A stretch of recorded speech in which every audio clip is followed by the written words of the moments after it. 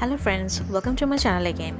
আজকে নিয়ে এলাম আমেরিকান সাইকো 2000 সালের 14 এপ্রিলে মুক্তিপ্রাপ্ত একচেটিয়া সাইকোলজিক্যাল থ্রিলার প্যাট্রিক ব্যাটম্যানের কাহিনী, যে বাইরের দিক থেকে শোনা গেলে খুবই স্টাইলিশ আর সফল, কিন্তু ভেতরে একদমই পাগল। এই ছবি দেখলে আপনাদের মাথা ঘুরে যেতে পারে, কারণ এখানে সিরিয়াল কিলিং, পাগলামি আর এক্সট্রিম লেভেলে ভায়োলেন্স আছে। চলুন তাহলে বসে পড়ি আর এক্সপ্লোর করি এই টুইস্ট গল্প। আমেরিকান সাইকো মুভির গল্প শুরু হয় 80-এর দশকের শেষের দিকে নিউ ইয়র্ক শহরে। প্যাট্রিক ব্যাটম্যান একজন 27 বছর বয়সী ধনী যুবক, যিনি একটি বড় ফাইন্যান্স ফার্মে ভাইস প্রেসিডেন্ট হিসেবে কাজ করেন। প্যাট্রিকের জীবনে দেখায় একদম বিলাসবহুল উচ্চবিত্ত সমাজের জীবনযাপন, দামি পোশাক, অভিজাত হোটেল, ফাইন ডাইনিং, পার্টি আর একটু বেশি শো অফ করার প্রতি তার একটা যেন অদ্ভুত নেশা ছিল। কিন্তু সত্যি বলতে সে কারোর সঙ্গেই প্রকৃত সম্পর্ক গড়ে তুলতে পারে না, বরং অন্যদের যে নিজেকে স্মার্ট আর ক্লাসি প্রমাণ করার বাসনাই তার চালিকা শক্তি। তার জীবনে একঘেয়ে এবং শূন্য। সে নিজেও জানে না কি তাকে আসলে সত্যিই খুশি করে। তার শরীর নিয়ে তার এতটা যত্নশীল হওয়া, প্রতিদিন দৌড়ানো, জিমে কঠোর পরিশ্রম, স্কিন কেয়ার রুটিন অনুসরণ করা, যার যেমন দৈনন্দিনের কাজ। প্যাট্রিকের প্রেমিকা ইভলিন আছে, যাকে নিয়ে সে ডিনার এবং পার্টিতে যায়, কিন্তু যখন ইভলিন এঙ্গেজমেন্ট বা ডেটিং নিয়ে কথা বলে তখন সে তাতে কোনো আগ্রহী দেখায় না। অন্যদিকে প্যাট্রিকের আরও সম্পর্ক আছে কোর্টনি, যিনি একই সময়ে প্যাট্রিকের কলিগ লুইসের প্রেমিকা। প্যাট্রিক কোর্টনিকে শহরের সবচেয়ে দামি রেস্টুরেন্টে ডিনার নিয়ে যেতে চায়, কিন্তু রিজার্ভেশন না পেয়ে তাকে অন্য রেস্টুরেন্টে নিয়ে যায় আর মদ খাইয়ে ভুল বোঝায়। প্যাট্রিকের জীবনে আরেক গুরুত্বপূর্ণ মুহূর্ত আসে যখন অফিসে তার এক সহকর্মী পল অ্যালেন তার দামি ক্লাসি ভিজিটিং কার্ড বের করে। পলের কার্ডের গুণগত মান দেখে প্যাট্রিক অতীব হিংসায় ভরে ওঠে। সে নিজেও নিজের কার্ড বের করে কিন্তু বুঝতে পারে যে পলের কার্ড তার থেকে অনেক ভালো। এটা তাকে মানসিকভাবে খুব অস্থির করে তোলে। প্যাট্রিক এই ছোটোখাটো জিনিস নিয়ে অতিরিক্ত গুরুত্ব দেয়, যা তার ভেতরের অস্থিরতা এবং আত্মবিশ্বাসহীনতা প্রকাশ করে।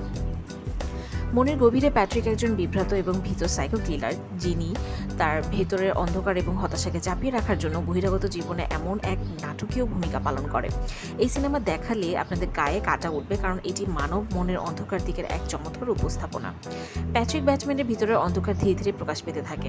একদিন রাস্তায় হাঁটতে হাঁটতে সে এক ভিক্ষুককে দেখে। প্রথমে স্বাভাবিক আচরণ করলেও হঠাৎ রাগে উন্মাদ হয়ে ওঠে। ভিক্ষুককে গালাগালি করে, কুকুরটাকেও লাথি মারে, শেষ পর্যন্ত তাকে খুনি করে ফেলে। এরপর সে তার বাড়িতে ফিরে যায় এবং পরের দিন স্পা ও মেসেজে যায়। বাইরের দুনিয়ায় সে ভদ্রলোক, কিন্তু ভেতরে এক নিষ্ঠুর সাইকোপ্যাথ। কিছুদিন পর প্যাট্রিক একটি বড় ক্রিসমাস পার্টিতে অংশ নেয়, যেখানে সে পল অ্যালেনের সঙ্গে দেখা করে। পল প্রথমে প্যাট্রিককে চিনতে পারেনি, কারণ প্যাট্রিক তার পরিচয় ইচ্ছাকৃতভাবে গলিয়ে দিয়েছিল। তার একসঙ্গে প্রচুর মদ পান করে রেস্টুরেন্টে বসে গল্প করে মদ্যপ অবস্থায় পল প্যাট্রিকের অ্যাপার্টমেন্টে সেখানে যায়।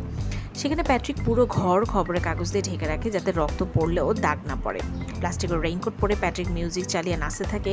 পরে যখন পল সম্পূর্ণ মাতাল, তখন প্যাট্রিক একটি বিশাল কুড়াল নিয়ে এসে পলের মাথায় আঘাত করে এবং নৃশংসভাবে তাকে খুন করে। প্যাট্রিক খুবই ঠান্ডা মাথায় এবং পরিকল্পনামাফিক এই নৃশংস কাজটি করে। পল অ্যালেনকে খুন করার পর প্যাট্রিক পুরো ঠান্ডা মাথায় তার লাশ টুকরো টুকরো করে ব্যাগে ভরে ফেলে। প্রতিমধ্যে তার অফিসের সহকর্মী লুইসের সঙ্গে দেখা হয়, কিন্তু প্যাট্রিক স্বাভাবিক আচরণ করে, যেন কিছুই হয়নি। লুইস কিছু সন্দেহ করলেও প্রশ্ন করে না। এরপর প্যাট্রিক পলের ফ্ল্যাটে গিয়ে এক নাটক সাজায়, যাতে পল যেন কোথাও চলে গেছে। সে পলের চাবি নিয়ে ফ্ল্যাটে ঢুকে সুটকেস, জামাকাপড়, পাসপোর্ট এবং ফ্লাইট টিকিটের কপি করে। পলের কণ্ঠ নকল করে ভয়েস মেসেজ রেকর্ড করে, যাতে মনে হয় পল ব্যবসায়িক কাজে শহর ছেড়ে গেছে। অফিসের সেক্রেটারি জিন প্যাট্রিকের ডায়েরিতে কিছু অস্বাভাবিক লেখা দেখতে পেয়ে সন্দেহ শুরু করে, যদিও সঠিক তথ্য সেটা পাওয়া যায়নি। তারপর ডিটেকটিভ কিমেল প্যাট্রিকের সঙ্গে কথা বলে জানায় যে পল এখনও নিখোঁজ। পল আসক্ত ও বিপদগামী, গাড়ি দুর্ঘটনাও শোনা যায়, তবে পলের অ্যাপার্টমেন্টে কোনো প্রমাণ পাওয়া যায় না। প্যাট্রিক কিমেলকে বলে তার নিজস্ব জরুরি কাজ আছে। রাতের শহরে প্যাট্রিক একা হাঁটে, একই জায়গায় বসে ফল খায়, পরে ফ্ল্যাটে ফিরে আসে। সেখানে সে নিজেকে পল অ্যালেন বলে পরিচয় দেয়। সামনে কবিতা ও মিউজিক থাকে, যা তার মানসিক বিভ্রান্তি এবং দ্বৈত ব্যক্তিত্বের প্রমাণ। প্যাট্রিক ধীরে ধীরে তার আসল সাইকোপ্যাথ স্বভাবে প্রকাশ করে। সে প্রশ্ন করে কেন পথ হারানো মানুষরা এমন আঘাতপ্রাপ্ত হয়। পল এবং তার গুরু গ্যামার সবকিছু ছেড়ে গেছে। প্যাট্রিক এক মেয়েকে নিয়ে যায়, প্রথমে স্বাভাবিক থাকলেও পরে সে রুক্ষ নিয়ন্ত্রণবাদী হয়ে ওঠে। মেয়েটি চলে যাওয়ার পর তার গায়ে আঘাতের চিহ্ন দেখে বোঝে প্যাট্রিক কখনোই পুরোপুরিভাবে স্বাভাবিক ছিল না। একদিন প্যাট্রিক ও তার বন্ধু লুইস রেস্টুরেন্টে দেখা করে। সেখানে লুইস প্যাট্রিককে বিজনেস কার্ড দেয়। প্যাট্রিক বুঝতে পারে লুইস তার প্রতি সন্দেহ করছে। পরে ওয়াশরুমে লুইস যখন প্রকৃতির ডাকে সাড়া দেয়, প্যাট্রিক গ্লাভস পরে তার গলা চাপার চেষ্টা করে, কিন্তু লুইস আত্মরক্ষায় প্যাট্রিকের মুখে চুমু দিয়ে তাকে চমকে দেয়। লুইসের এরপর প্রকাশ করে সে আসলে একজন পুলিশ অফিসার এবং অনেকদিন ধরে প্যাট্রিককে সে সন্দেহ করছিল। প্যাট্রিক হতবাক হয়ে দ্রুত পালিয়ে যায়। পরদিন অফিসের ডিটেকটিভ কিমেলের সঙ্গে দেখা করে কিমেল প্যাট্রিককে প্রশ্ন করে, তুমি কি পল অ্যালেনকে মিস করো? প্যাট্রিক বলে সে আসলে ভরনিকার সাথে ডেটিং করছে, যা ক্যামেল বিশ্বাস করে না। কেমেল প্যাট্রিকের আচরণে সন্দেহ দেখে একসময় তার সঙ্গে লাঞ্চ করার প্রস্তাব দেয়, কিন্তু প্যাট্রিক মুখে দ্বিধা দেখায়। সেদিন রাতে প্যাট্রিক একটি পার্টিতে যায়, যেখানে তার এক বন্ধু, কিছু ড্রাগস এবং এক মডেলের সঙ্গে দেখা হয়। তারা ডিনারে বসে। এরপর সকালে প্যাট্রিক অফিসে গিয়ে ক্রসওয়ার্ড খেলে। তার সেক্রেটারি জানায় জেন, যিনি প্যাট্রিককে গোপনে ভালোবাসতেন, তাকে কফি দেয়। জেন সাহস করে একদিন প্যাট্রিককে ডিনারের জন্য আমন্ত্রণ জানায়। প্যাট্রিক সম্মত হন এবং তারা একসঙ্গে অ্যাপার্টমেন্টে যান। জেন যখন তখন ভালোবাসায় ভাসতে থাকে, কিন্তু হঠাৎ সে দেখতে পায় প্যাট্রিকের অ্যাপার্টমেন্টে সেই মেয়েটিকে, যাকে প্যাট্রিক পার্টিতে ডিনারে এনেছিল। এই দৃশ্য দেখে জেনের রক্ত জমে যায়। প্যাট্রিক ড্রয়ার খুলে নানা ধরনের অস্ত্র বের করে। জেন কিছু বলার আগেই প্যাট্রিক তাকে প্রশ্ন করতে করতে ফাঁদে ফেলে এবং একটি নেল গান বের করে বলে, তোমার কিছু জিনিসপত্র গুছিয়ে রাখতে হবে, মানে তোমার মৃত্যুর পর এগুলো আমি ঠিকভাবে সাজাবো। সে মারার জন্য প্রস্তুতি নেয়, কিন্তু হঠাৎ অ্যান্সারিং মেশিন বেজে ওঠে এবং সেখানে এলেনের একটি ভয়েস মেসেজ শুনে জেন বুঝতে পারে প্যাট্রিক আসলে এলেনের সঙ্গে সম্পর্ক রেখেছিল এবং জেনকে সে ঠকিয়েছে। প্যাট্রিকের দুঃখ ভরা মুখ দেখে জেন তাকে হত্যা করতে পারে না। প্যাট্রিক জানায় যে জানে না কাকে খুশি সে কী করতে চায়। জেন কাঁদতে কাঁদতে চলে যায়। এরপর কিমেল প্যাট্রিককে নিয়ে একটি রেস্তোরাঁয় লাঞ্চ করতে যায় এবং জানতে চায় কেন প্যাট্রিক এত বদলে গেছে, কেন তার পুরনো আত্মার নেই। প্যাট্রিক সোজা উত্তর দেয় না। কিমেল একটা ভয়ঙ্কর কথা বলে, যদি আমি লন্ডনের রনে না পালাতাম তবে বন্ধুর মুখোশে তোমার হাতেই আমার মৃত্যু হতো। এই কথা শুনে প্যাট্রিক বেশ নার্ভাস হয়ে পড়ে এবং পাগলের মতো আচরণ শুরু করে। বাড়ি ফেরার পথে প্যাট্রিক আবার এক যৌনকর্মী ক্রিস্টিকে দেখতে পায়। সে প্রথমে যেতে চাইছিল না, কারণ আগের নির্যাতনের জন্য হাসপাতালে তাকে ভর্তি করতে হয়েছিল। কিন্তু প্যাট্রিক এবার মিষ্টি কথা বলে তাকে রাজি করায় এবং এক চেক দিয়ে প্রলোভিত করে। টাকার লোভে ক্রিস্টি প্যাট্রিকের অ্যাপার্টমেন্টে চলে যায়। প্যাট্রিক এলিজাবেথ নামে এক নারীকে ডাকে এবং ক্রিস্টিকে তার কাজিন হিসেবে পরিচয় করায়। তারা তিনজন একসাথে রাত কাটানোর জন্য মিলিত হয়। রাতের শেষে ক্রিস্টি দেখে প্যাট্রিক এলিজাবেথকে শ্বাসরোধ করে হত্যা করার চেষ্টা করছে।